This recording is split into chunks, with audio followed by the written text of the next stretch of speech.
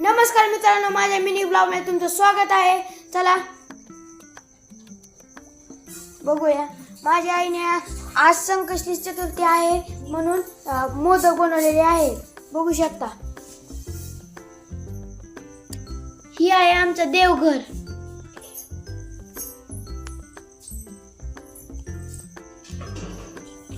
चला तुम्हाला बाहेर नेतो मी.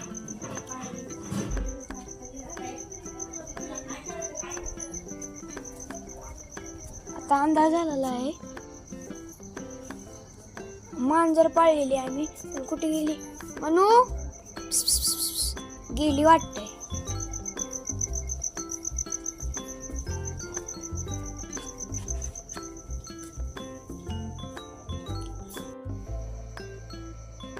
आता आरती झालेली आहे. तुम्हाला आमच्या घरात देवघरात सुंदर विठ्ठलाची मूर्ती आहे. चला दाखवतो तुम्हाला.